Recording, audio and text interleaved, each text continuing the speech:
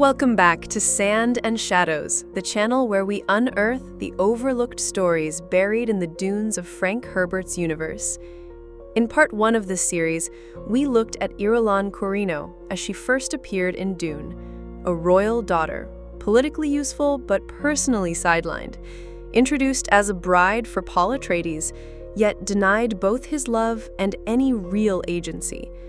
We explored how the book framed her as a pawn, and how much of her character was left to implication or the cold lens of others. But Irulan's story didn't end there. In the sequels, her role shifts dramatically, though still neglected in much of fandom discussion. She becomes not just Paul's estranged political wife, but a stepmother to his children, and after tragedy strikes, she takes on the weighty mantle of regency. Irulan, the pawn of the early narrative, becomes one of the stabilizing figures who ensures the survival of the Atreides line.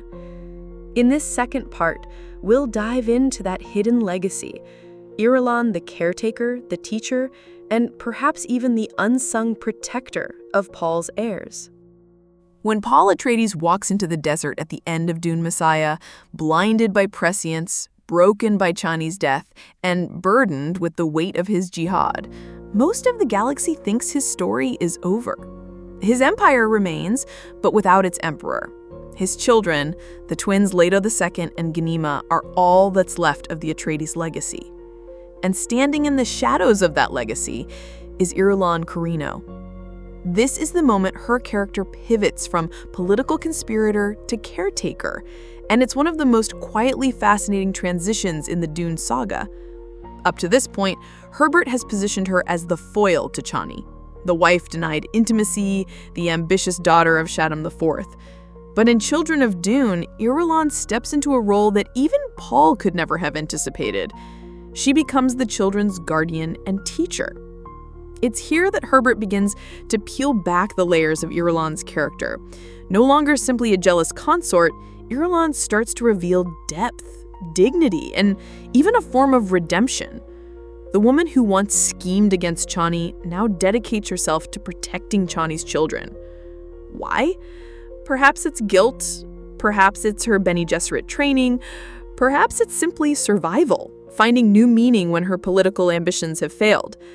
But whatever the reason, Irulan's guardianship matters, because Leto II and Ghanima, destined to reshape the Imperium in ways no one can imagine, grow up under her care.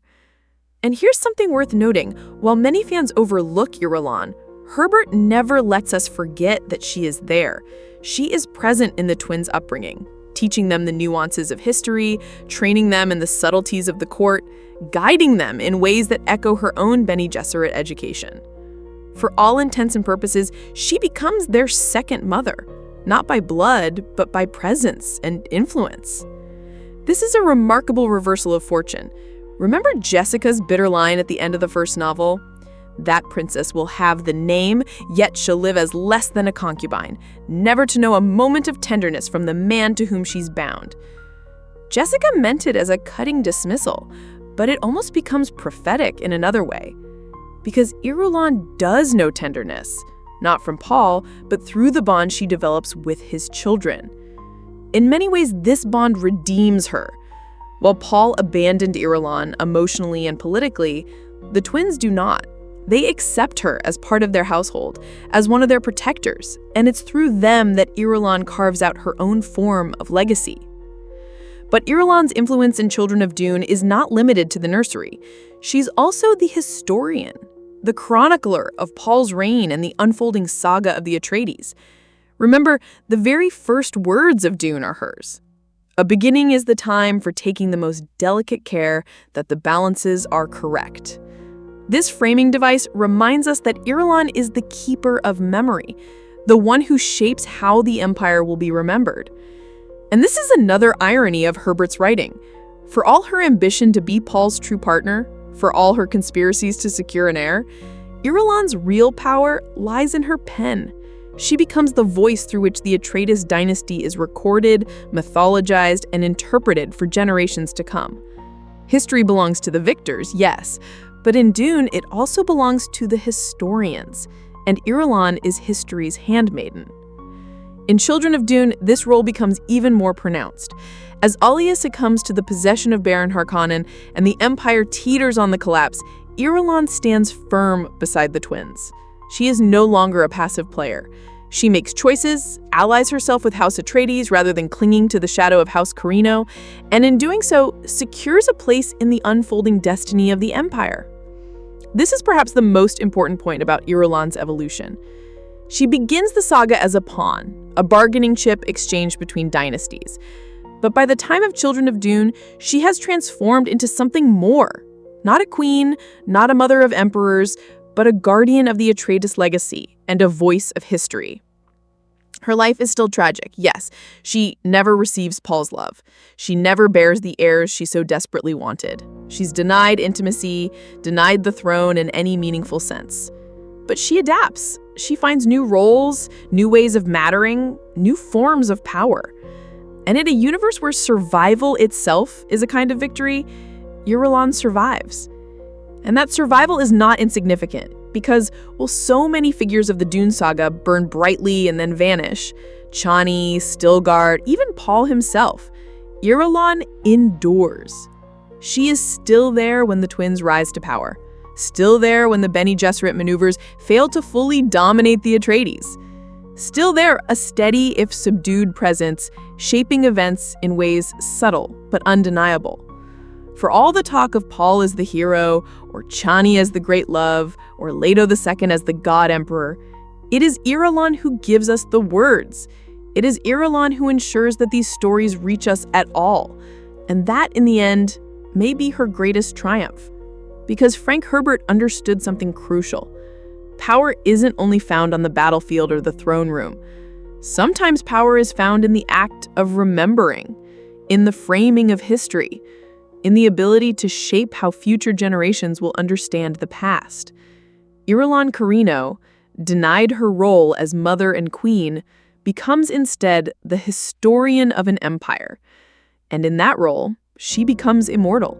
The most important lesson to take from Irulan's story isn't just that selfish schemes can backfire, though that's certainly true. The deeper message is that Irulan was a product of a system that valued her only as a pawn. She believed her worth was tied to her title, her usefulness to the Bene Gesserit, or her marriage to Paul. And because of that, she was exploited, discarded, and ultimately forgotten by the people who should have stood beside her. Frank Herbert was warning us. He showed, through Irulan, what happens when individuals surrender their agency to larger powers, whether political, religious, or dynastic. The Bene Gesserit used her. Her father used her. Even Paul used her, seeing her as a necessity for legitimacy, but never as a partner. And yet, even within this tragedy, there's a sliver of redemption. Irulan, in her later years, chose to step away from the game. She gave up on power, on plots, on ambition, and instead turned to what she could control, the preservation of history. Her writings become the voice of the Atreides saga itself. In that sense, the woman dismissed as a pawn became the one who framed the memory of kings, queens, and emperors. That's the paradox of Irulan. She failed to achieve the greatness she was promised, but she succeeded in something quieter and arguably more enduring. Her lesson is clear. Power fades, dynasties fall, but stories last forever. And that brings us to the end of Irulan Corrino's story, a tragedy, a warning, and a reminder of how easily even the most powerful names can be reduced to footnotes in someone else's legend. But now I want to hear from you. Do you see Irulan as a villain, a victim, or something more complicated? Drop your thoughts in the comments below.